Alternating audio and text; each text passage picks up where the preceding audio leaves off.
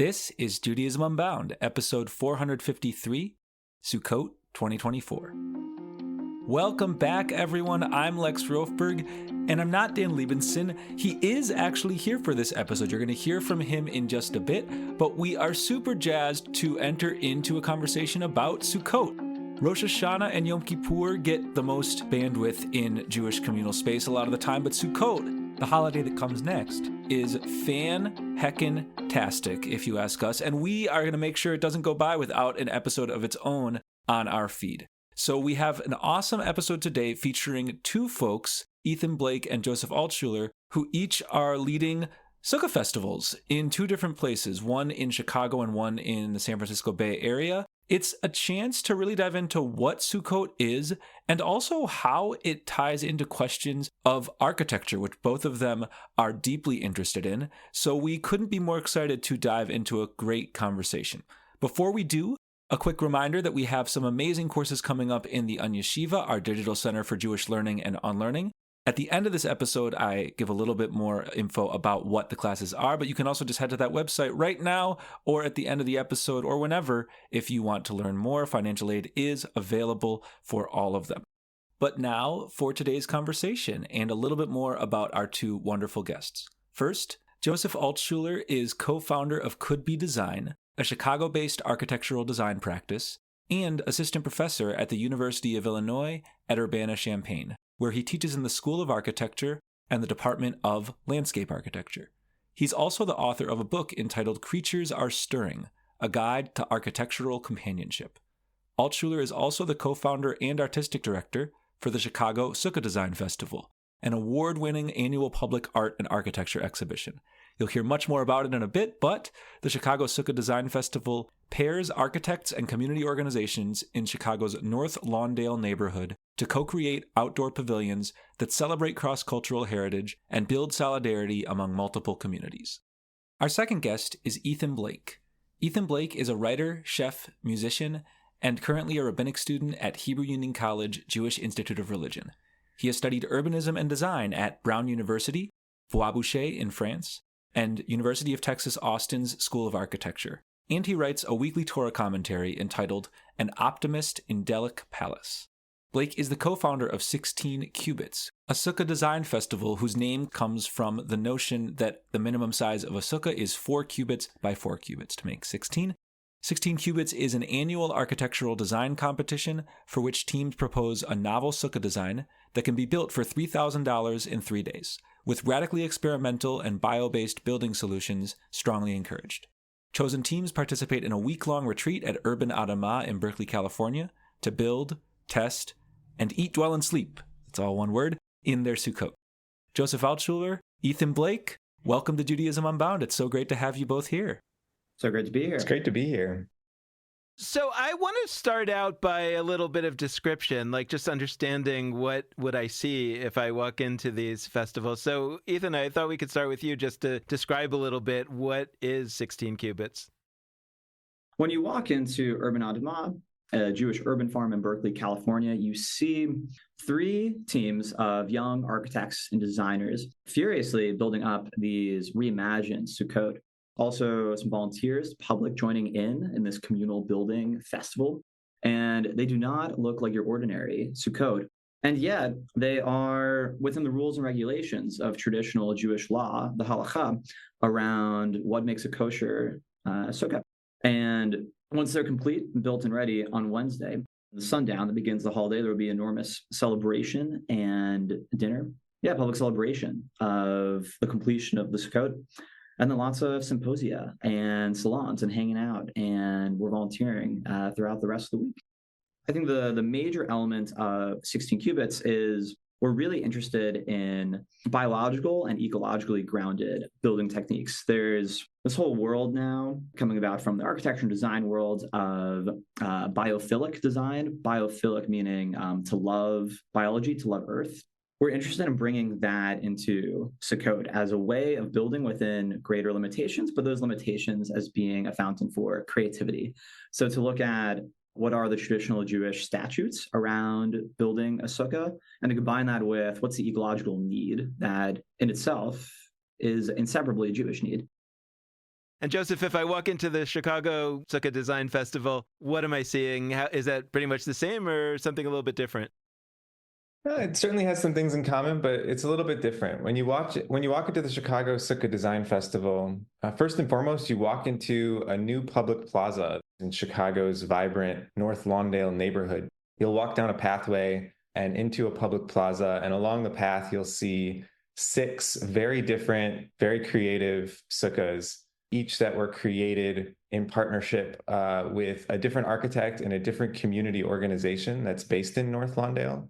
I think that you'll see sukkahs that really demonstrate a huge visual variety of materials, of colors, of look and feel, of geometric forms, and maybe most importantly of all, of sort of programmatic possibilities that certainly go beyond a traditional understanding or a traditional conception of what we often think of Sukkot supporting. In this festival, we like to sort of challenge and imagine how the platform of a sukkah and all of the spirit that we think a sukkah represents can also do other things in the interest of community building and in the interest of enhancing the built environment of this specific neighborhood. This is really, really cool. I kind of want to back out for a second, and we can continue getting a window into each of your 2 festivals, but I kind of want to ask just why? And I mean why in multiple ways. One is like, why, Joseph, why, Ethan, did you each create these festivals? There's many creative efforts you could go about in your lives, and you chose to like start up a new creative sukkah festival, each of you. So I'm curious that kind of backstory question, but I also mean why in the sense of like, Sukkot has existed for a while. People have done it in various ways. Like each of you is kind of offering an intervention. I don't mean like Sukkot is an alcoholic and you need to pull it aside in a room of people and have it stop behaving the way it is. I mean, like, you've identified that maybe Sukkot could be more than what it is. So I'm curious the why on that front too. Like, what are you bringing to Sukkot that is not necessarily what you find in a typical sukkah in someone's backyard or at a synagogue? So starting with your first why, what's the backstory? Why me? I am a Jewish architect, and I grew up building sukkahs with my family in the backyard. And the sukkah is like very much a intersection of my personal and professional identities. And that sort of struck me as like something to chew on and something to make bigger than myself. I can put all of the pieces of myself together to offer something to the world. And also my kind of broader professional aspirations as someone who's also started an architecture firm. But I think to get to your bigger question or your bigger why, what does this mean for Sukkot? What does this mean for Jewish community? For me, the holiday of Sukkot and the construction of the sukkah is an amazing opportunity for Jewish community building, and both for and for community building more broadly. I think of all of the Jewish holidays and customs, it is for me the most outward facing. It's really the one holiday where built into the custom is a expectation and an opportunity to welcome guests into our domestic spaces, to welcome guests into our backyards, to welcome guests into our homes. There's a lot of inward-facing Jewish holidays, and Sukkot is really an outward-facing one that inspires me as an architect, separate from being a Jew, in the ways that I seek to welcome others and build community in the design of the built environment that's part of my both professional and academic life. I'm also a professor of architecture at the University of Illinois at Urbana-Champaign. And so I saw just latent in the holiday and in the custom an opportunity to make it something more than religious ritual and to really kind of transform the sukkah into a vehicle for building broader community outside of the Jewish community, for initiating solidarity with other communities, and to also unpack, I think, the broader and more universal significance of a sukkah, which I believe is a dwelling space of liberation in progress, which our world needs right now more than ever before. Amen. To give some backstory, I like the way you frame that, Lex, of what's the intervention, but I don't see 16 qubits as an intervention into Sukkot so much as allowing Sukkot to be an intervention into the world, of providing a very sui generis kind of opportunity that industry doesn't allow for this time and space to experiment. I almost went into architecture professionally. As an undergrad, I majored in urban studies. And right after school, I thought I would apply to architecture school. There are these summer programs. If you're interested in pursuing architecture, everyone says, try it out. It's basically 8 weeks of what the day in and out would be. I really loved it. I'd studied architecture and urban planning before from a more academic way. But for the summer, I was actually in the studio making models. And in retrospect, I found that the process and the way of thinking of actually approaching Jewish texts and thinking about architecture employ very similar frames of mind, in the sense that there's a broad idea, there's something very abstract, perhaps holy, that you want to manifest in something that's extremely material. And at the end of the day, it has to be very detailed. I left that summer feeling I want to practice architecture. I love the way my mind feels when I do it. But so many mentors said it's a great hobby, but not a great career. More and more, you're kind of looking at a computer screen much of the day and designing from that. And I've heard many complaints from professional architects and designers of throughout time, it's getting much more alienated from designing with your hands. One other anecdote on this, I was living and studying, working at an art and design center in France called Bois Boucher, which is very big on having your hand in your crafts. And the founder of Bois Boucher was giving a talk at lunch once, and he spoke of this visit he made to these traditional rural communities in Iraq. And every year they build all their homes from local materials, from the ground, from themselves. And every year there's a week when all of them take off from work and they all just repair their houses together. And it's a whole community gathering. I thought, wow, we've become so alienated from our built environments. Architecture is something that I believe that people should have a personal hand and ability to engage with, but you can't go to a pottery class or a weaving class, or rather you can't have architecture as a hobby like you can go to a pottery class or a weaving class or something of that sort. And I thought, wow, Judaism has already had this in its back pocket for thousands of years.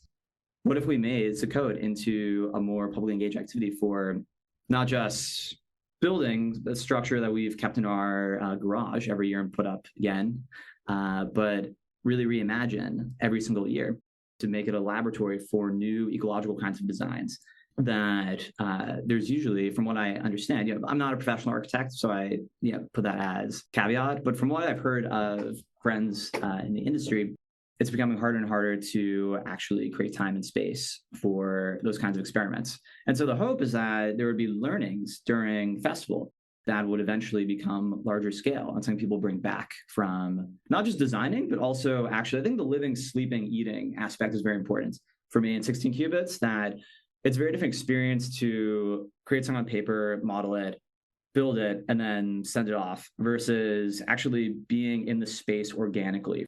And just to spell this out, living, eating, sleeping in the sukkah is part of the classic way that people observe Sukkot. So when you say that, just in case folks are less familiar with the holiday. Exactly. Not only it's a commandment to live, sleep, and eat in it.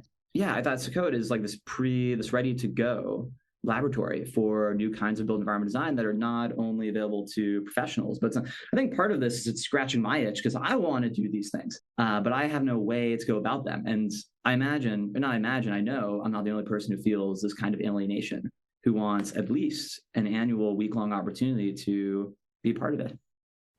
Joseph, you want to take a pause and try to convince Ethan to go to architecture school, or that ship has sailed?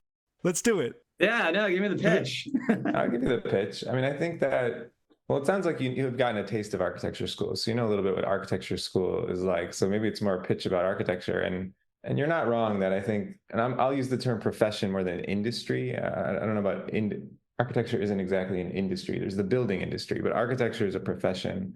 I think the pitch is that, architecture as a profession, as many profession, has its issues, but I think that architecture education and architecture as a profession and a design pursuit is uniquely empowered and suited to reimagine the world. Architecture isn't just about the design of buildings, and I actually think that's kind of an adjacent interest in my Sukkot festival here in Chicago. Architecture is really a world building pursuit. That is a kind of this incredible opportunity to reimagine the world, not as it already exists, but to reimagine the world of our desires, of our dreams, of a more liberated future. And I think, well, architecture is not the solo actor to do that. I think that architecture is uniquely positioned to sort of take the lead and to assemble teams to imagine better worlds. Great. I'm transferring tomorrow. Perfect. Oh, gosh. I think I might be more jazzed that we're getting folks interested in architecture school than when we hear from folks that folks are interested in rabbi school and rabbinical school. Anyway, I want to shout out, for some of our listeners, it might feel like funny or off the beaten path that we're spending so much time talking about architecture. They opened up an episode in their podcast app about Sukkot, and we're here talking about architecture, which on the one hand, yeah, it's a holiday where you build things, but I think folks might have expected something else. But I want to argue, Joseph, what you said about how when we vision like the world of our future, the world of our desires, we enter the realm of architecture. That's actually what the Torah says implicitly. Like, we forget that a massive part of the Torah is an extended construction project or architectural vision. And it comes directly, within the book of Exodus. So if you think about like, oh wow, the story of the Jewish people, like people want to talk about like the Exodus from Egypt, right? What is the very next thing that happens in the story of those 5 books? The second half of the book of Exodus is about these 2 guys, Bezalel and Aholiab, who are empowered to lead a big construction project of the tabernacle. And sure enough, exactly as you said, it's not just a construction project. It is clearly a way that the people is channeling sort of its hopes and visions for itself for the future, how they're gonna relate to God. It's kind of meant as like a dwelling place for God. But even in addition to that, like, what do they want this central building that they're wanting to go around with as they are in the desert to be? And that's an architecture question. I think for a lot of Jews, and there's class issues behind this and otherwise, but like building stuff, thinking about creation of things is not where we hold Judaism lives. We think Judaism is about ideas. Judaism is about words. Judaism is less about getting your hands dirty and building things. And look, I get that architecture is also the conception of it. It's also the ideas. But I'd love to hear, like, why is what we're doing here not just like, oh, cool spin by some architecture folks on Sukkot, but actually calling us into something that has deep Jewish tradition for a long time? I would make the argument, I say these days is a loaded phrase, so I'm going to unpack it as soon as I say it. I call myself a theological materialist, and people say, what? But isn't theology, God stuff, isn't that immaterial? Isn't that intangible? And if you look at most of the commandments, correct me if I'm wrong, but most of the commandments are about how to build, or what to wear, what to eat. They're very material. And I think that is actually where I personally find as much of a theological connection to the world, much more than the things that are more ephemeral and more immaterial, like prayer and text study. And all those are great. In my personal life, I think the way, for instance, the way I cook and eat, I find a theological connection in those significantly, and it's deep, the way I do that is deeply held within Jewish and biblical tradition. And I say, why not extend that to where we live in our built environments? I think that can be even more so a divine connection. I don't think I'm a theological materialist, but I'm really interested in that, Ethan. I think, and this may sound on the surface anti-Jewish, which it's very much not, but I think I'm an architectural animist, which is to say that, but I really think about the built environment, which architecture is a part of, as alive and lively, and part of a broader ecosystem of entangled species, of which humans are one. And part of my work as an architect is actually to try to convince folks that the buildings that they live in are not just inert piles of material. They're not just sort of tools to keep us warm and dry. They do that too, but they also are living vessels that we inhabit, that we can also form relationships with. that we can start to think about the components of the built environment with a kind of different ethics of care when we think about them as relationships. And I think this is something that will lead to a better world, the repair of the world, tikkun olam. On a much smaller scale, the holiday of Sukkot and building sukkahs is like a good way of practicing, because my critique of architecture is different from Ethan's. My critique of architecture is that simply it's, in the most conventional ways, it's usually too slow. It's too slow to respond to our communities. It's too slow to respond to our evolving human needs and our evolving co-relational needs. And so for me, the Sukkah festival and just the Jewish custom of building sukkahs in and of itself is a way to test ideas quickly. And the temporary quality of a traditional sukkah is one where you can put an idea in progress into the world without many of the barriers that more traditional architecture or tabernacles require. And that is something that really inspires me and is I think, part of the reason I'm continuing to steward this festival in Chicago.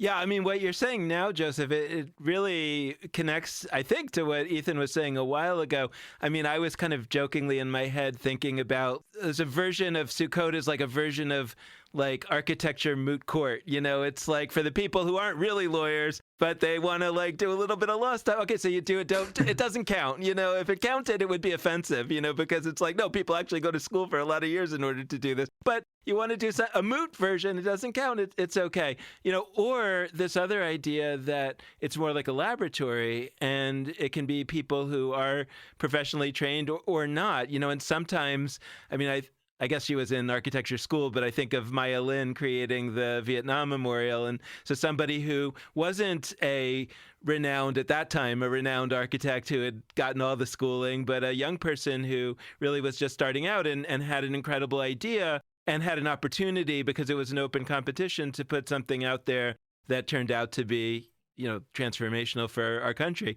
So I am wondering if you could talk a little bit more about that, and also connected to either what's on for this year's festivals or what you've seen in previous years. Like, what are some examples of sukkahs that are blazing new trails, that are kind of checking out new possibilities, whether that's for Sukkot or Judaism or for maybe building and sustainable building and things of that nature? The kind of central mission of the Chicago Sukkah Design Festival is to think about how not only to create really inspiring, creative, experimental sukkahs for celebrating Sukkot, but also how we can model and practice radical reuse.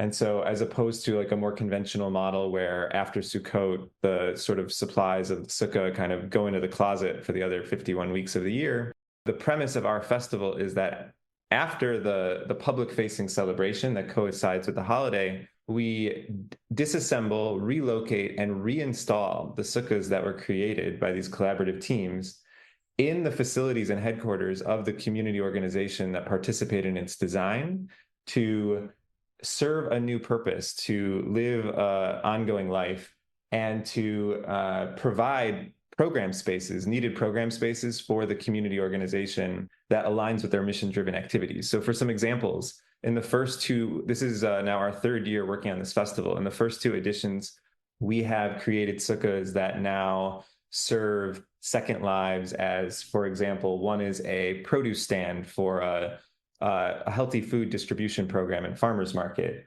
One is a book nook for an after-school summer camp program. One is a historical marker for a community garden that was a trailblazer in the community garden movement in North Lawndale. One is a community memorial for a community that suffered horrible loss. One is a lending library kiosk that purveys sort of a public inventory of things and tools for the community. Were they designed to be those things, or they took a second life as those things and hadn't originally been designed to be that? So they were specifically designed for that. That's sort of the challenge we give our participants, is how can you design one structure to do two things, to both fulfill the customary and spiritual aspirations of a sukkah for the holiday of Sukkot, but also at the same time, and no lesser priority, to also serve a sort of urgent program need that a community organization in this neighborhood has.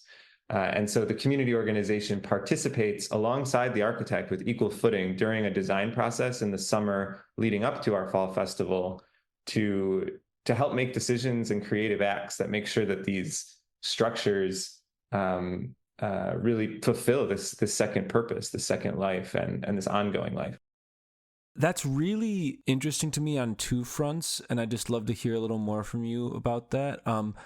One is, again, I keep thinking about sort of the Torah context that led to Sukkot and Sukkot's evolutions over time. Like, yeah, in the Torah, it's actually davka. It's like specifically that you're making these booths while wandering in the desert, not to connect to one neighborhood or one place. And I'm not saying that because you're like being a heretic in having people create connection to North Lawndale. That I actually find that unbelievably cool.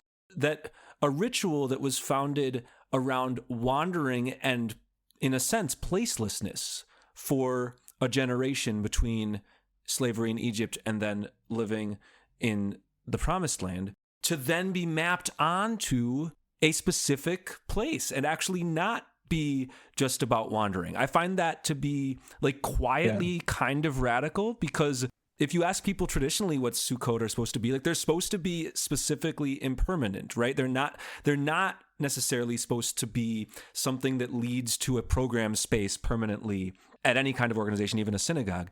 And again, I'm not saying that because I don't want you to do it. I'm saying it because I actually love how creative that is. And so I wanted to name it. Yeah. The other side of it is, my sense is that the people you're describing are mostly not Jewish organizations. And so you've made also a ritual that was primarily in its original context for the wandering Israelites and over the course of history for Jews into something that is a channeling of Judaism into just the human world or the particular neighborhood of the human world. So I'd love to hear if those were sort of conscious moves, or if that's just sort of implicitly some moves of what your festival's doing. For sure. I really appreciate you bringing up this exact topic. It's very conscious. It's a very conscious move. And I think there are some, I would say, some particularly traditional Jews who are a little suspicious of how we are borrowing customs and, I think from our perspective, trying to breathe new life into them and to make them really relevant to the contemporary city. And that does, I think, fundamentally challenge some of the, let's say, original ideas of what a sukkah and Sukkot is.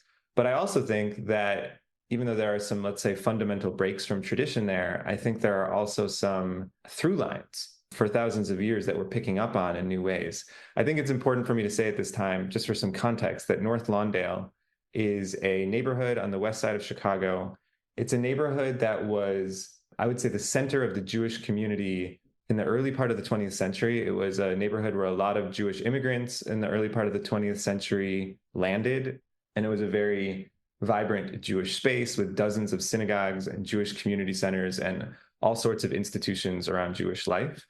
Like many neighborhoods, it evolved and changed. There are very few Jews, if any, that live there today. Most of the Jews in North Lawndale ended up migrating mostly towards the near north suburbs of Chicago in the 1950s, 60s, 70s. And today the neighborhood is predominantly Black.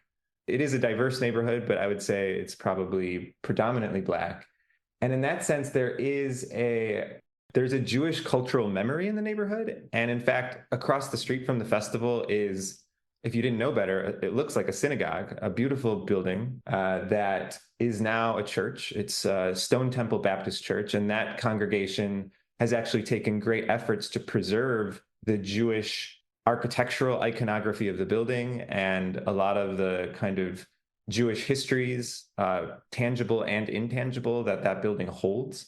And that's sort of the perfect backdrop for what we're trying to do, because we're trying to tap into layers of cultural memory and history, which happen to be very specifically Jewish in this neighborhood, but there just aren't Jews who live there today. And so on one hand, we're trying to reconnect Jews to that history by inviting Jewish communities to sort of come back to a neighborhood where, as was the case for myself, where perhaps their grandparents grew up.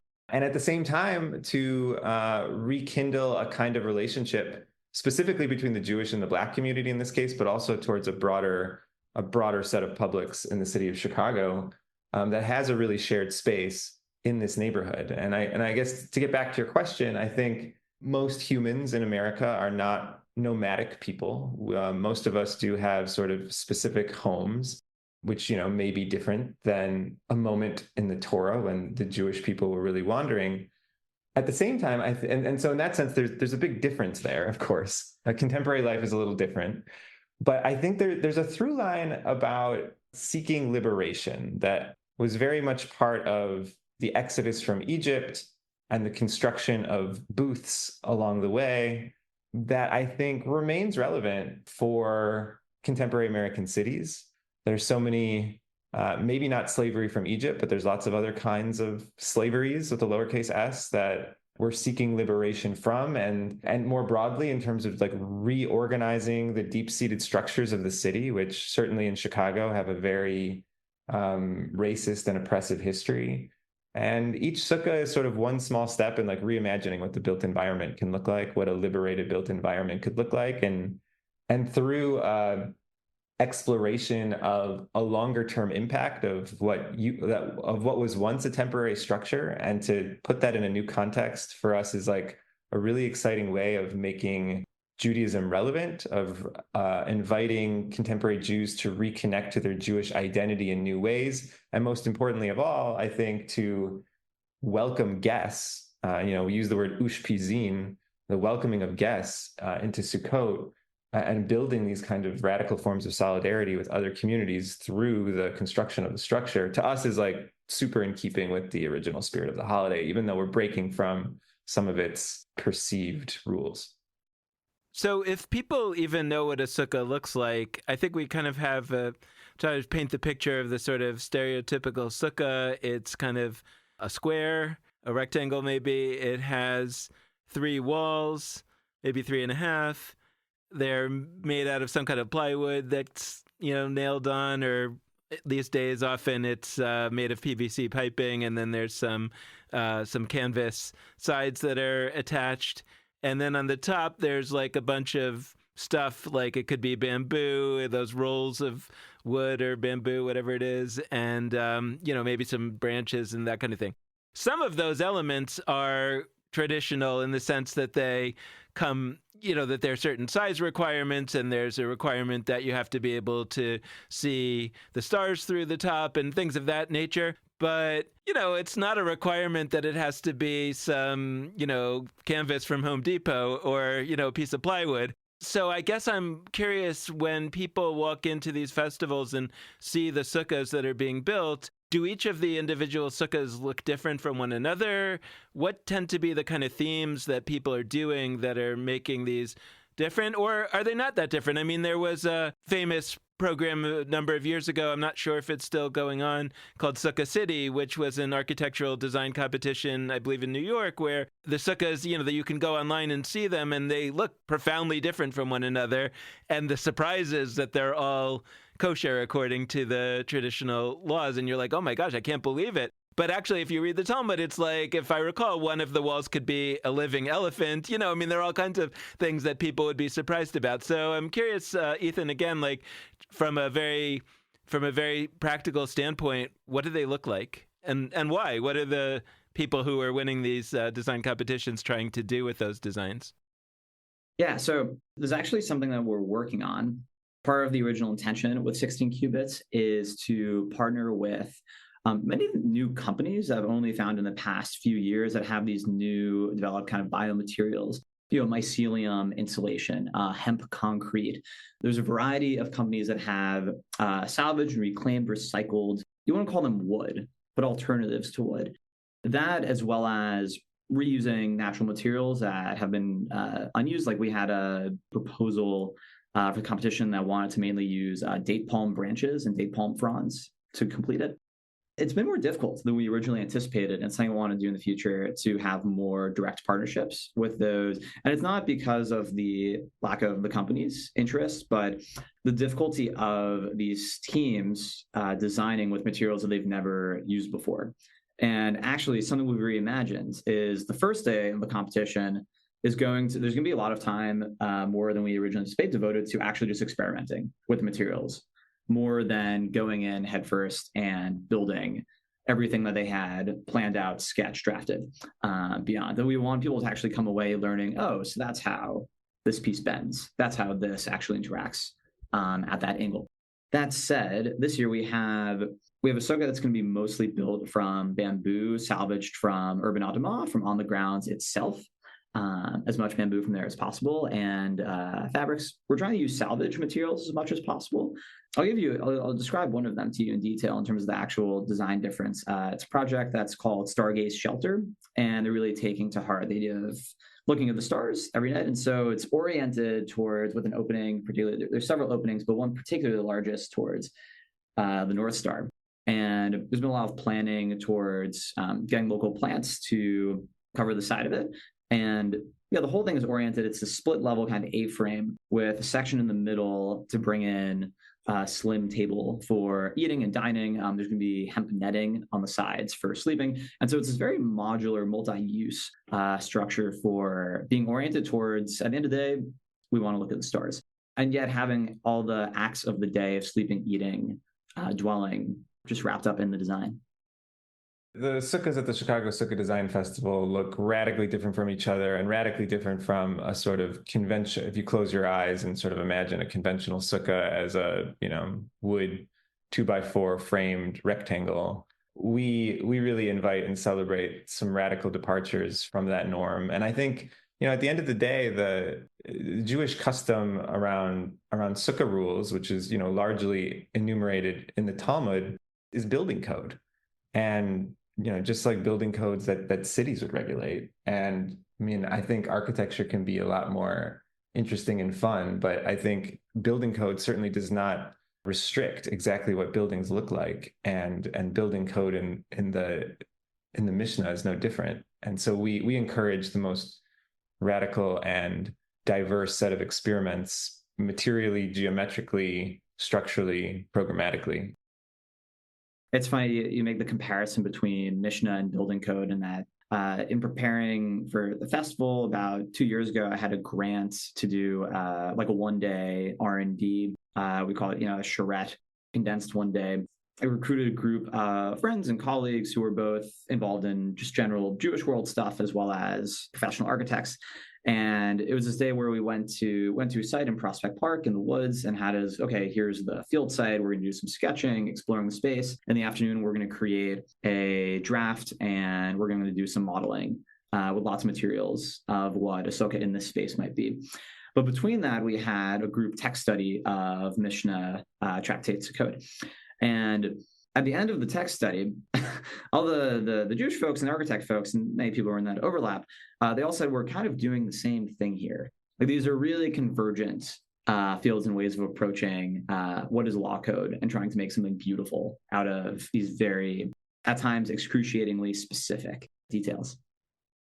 Look, on our show over and over again, we try to recognize the ways in which we're undergoing a similar task to those early rabbis who made the Mishnah.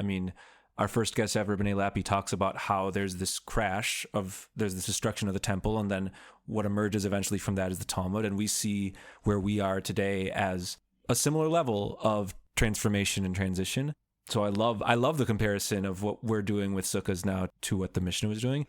I want to get personal for a second. I've said this on the podcast before, so it's not a total secret to our listeners, but I'm scared shitless of building stuff.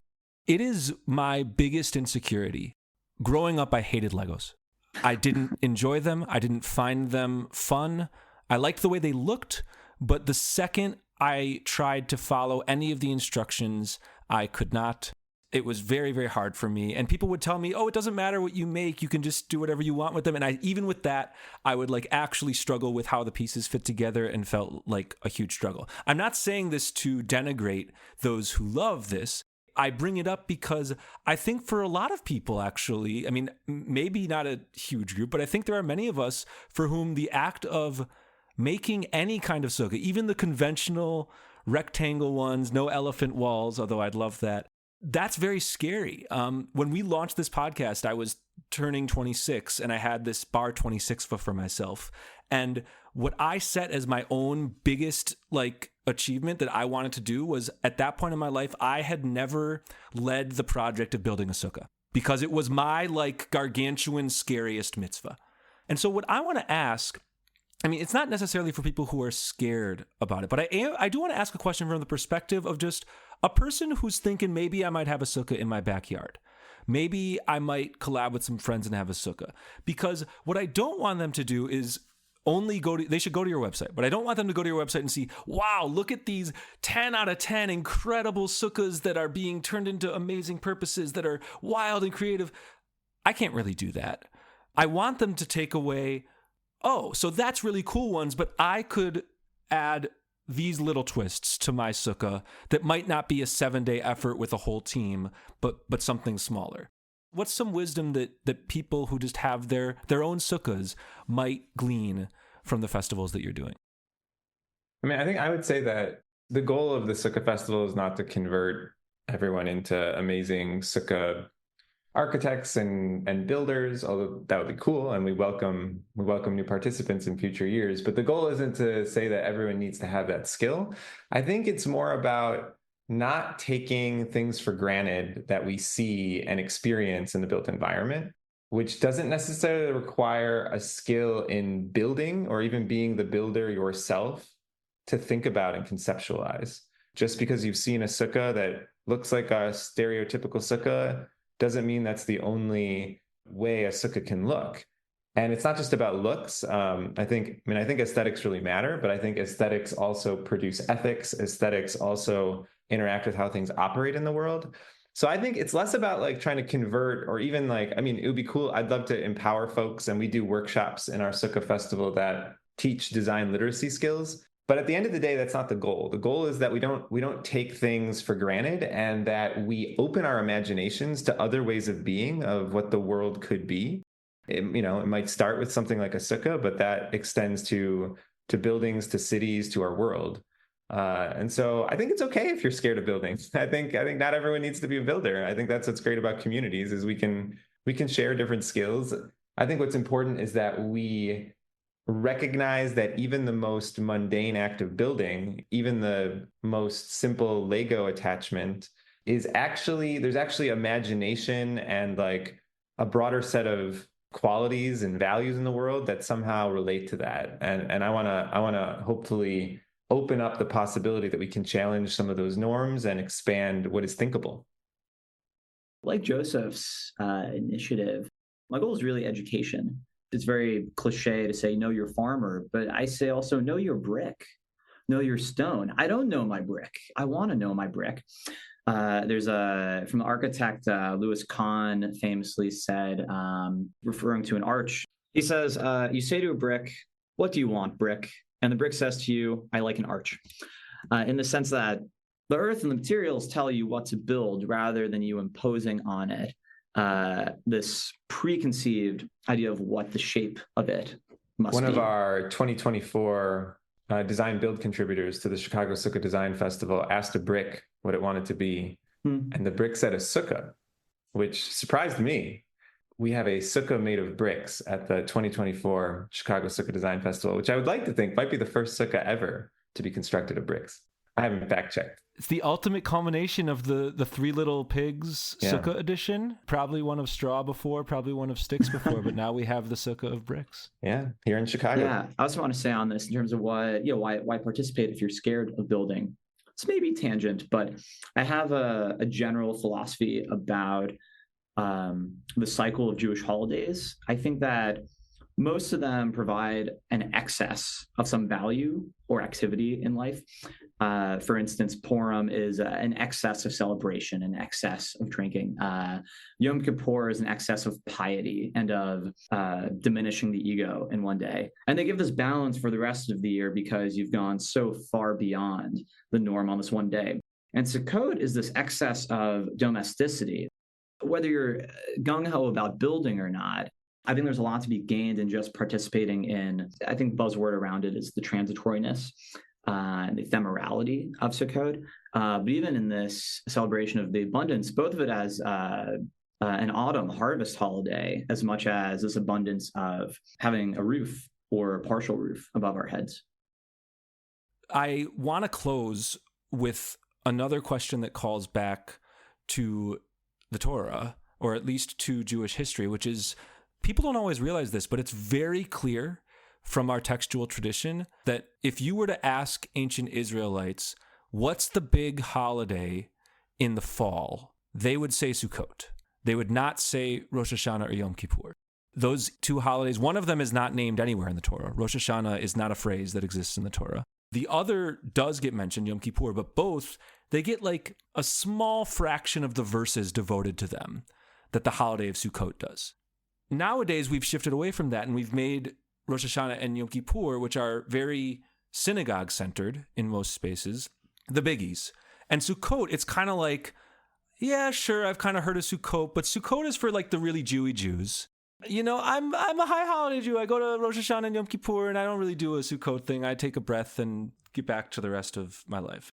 I kind of want to close with each of you giving a pitch for why Sukkot should not just be for the super intense, like most interested Jewish learners or Jewish practitioners. Like, why should Sukkot be something that we all dive into? Not because we're like, we owe it to anyone, but because it's actually potentially really spectacular.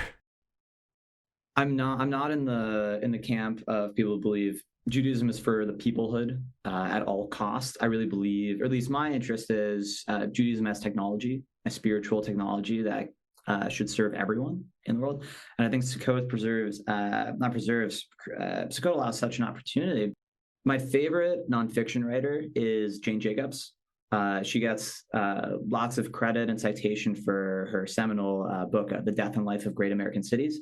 But the impact she's made on the world, and especially to the built environment, is to maximize public space. The more you drive, I'm not going to go on a diatribe against cars, but cars are just more private space. It's kind of the issue of cars, an increase in cars in a built environment overplace that space for walkers and bikers. Beyond an observance of Sukkot for religious or traditional reasons, it expands public space. If everyone has a sukkah in their backyard and they're open dinners and celebrations and hangouts all the time, not just for Jews, but for the broader world, you have this week of a city that is doubled, tripled, who knows how much its public space. One of the most famous concepts from Jane Jacobs is eyes on the street. There's the idea that a closed playground within a building that is not open to the street is actually much more dangerous than a playground that's in a very public, accessible space. And this seems very common sense now, but it was not conventional planning thinking before she'd become a great spokesperson and innovator for these ideas. And Sukkot really creates an eyes, kind of an omnipotent kind of eyes from everyone shared together. It's omni-significant, kind of eyes in the tent, eyes in the dwelling, eyes going outwards from the Sukkot to the street and inwards again. Amen.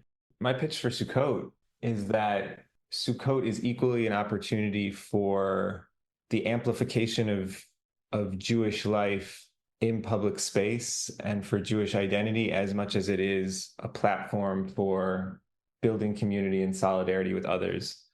I am an anti-tribalist Jew, and I think that Sukkot is the ultimate holiday for fellow anti-tribalist Jews.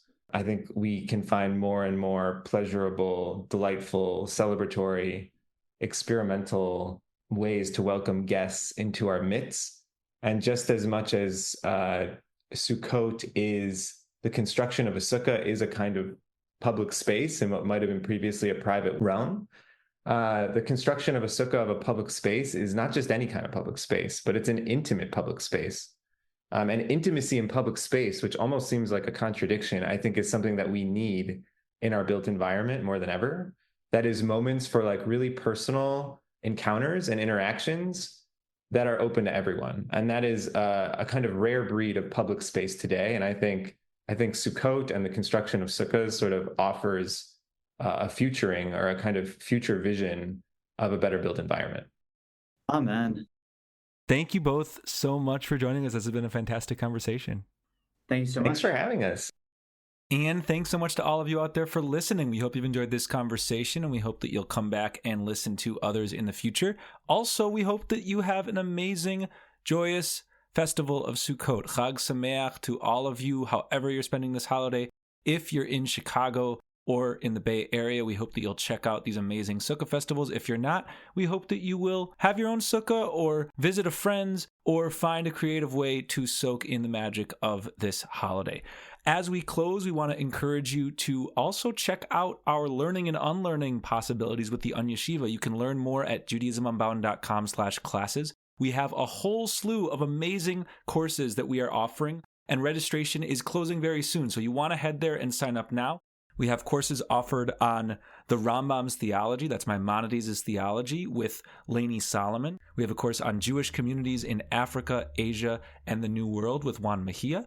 Another called Fierce Women of Torah with Alicia Jo Rabins. And finally, Gender in Judaism, Tradition and Transformation with Sarah Imhoff. Amazing, amazing folks. We hope that you'll learn more at judaismunbound.com/classes. Register, and if there's any need for financial aid, there is information on the registration pages for all of the classes. So thanks again for tuning in. We would love to hear from you if you have thoughts, questions, visions related to Sukkot, or anything else related to the Jewish future, and you can be in touch in any of the following ways. First, there's our Facebook, Twitter, and Instagram handles. All of those are at Judaism Unbound. Second, there's our website, judaismunbound.com, where you can find show notes for this episode, related links, other goodies. And finally, you can email us at dan@judaismunbound.com or lex@judaismunbound.com. The last request we like to make is that we are deeply appreciative for any amount of financial donation that you're able to send our way, which you can do on either a monthly recurring basis or just via a one-time gift at judaismunbound.com/donate. So thanks so much for listening. And with that, this has been Judaism Unbound.